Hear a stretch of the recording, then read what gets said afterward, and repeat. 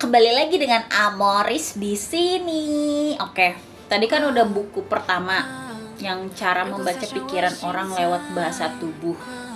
Nah, sekarang tuh lebih ini lagi, lebih susah lagi. Dan ini aku beli waktu itu di Gramedia. Karena waktu itu kan penasaran pengen cari-cari gimana sih cara ngelihat ini orang aura gitu. Jadi ini ada lanjut. Oke, aku bakalan kasih tahu. Ini dia bukunya, Tara. Nih, menyimak misteri aura tubuh manusia.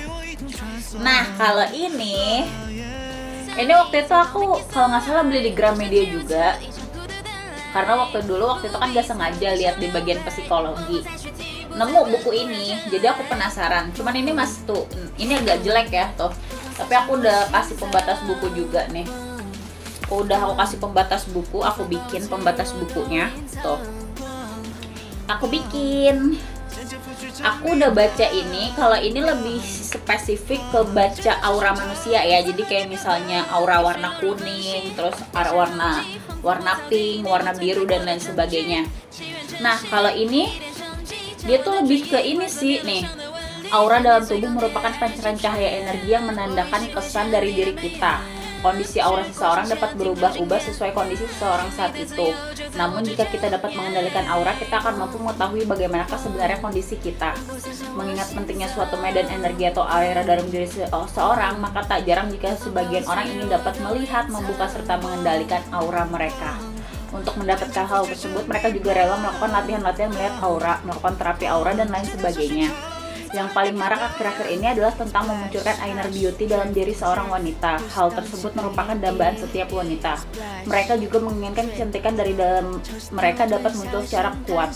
Untuk itu dalam buku ini akan dibahas tentang bagaimana memahami misteri sebuah aura dalam diri kita.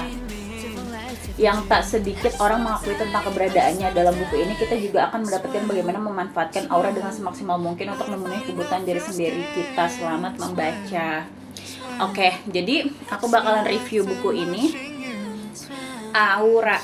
Jadi aku udah baca ini berkali-kali. Kalau ini tuh cara buat step by step cara melihat aura. Misalnya pakai kayak misalnya kalau kalian kayak yoga, meditasi gitu, ini ada caranya. Jadi dia biasanya tuh pakai cahaya matahari biasanya, atau enggak.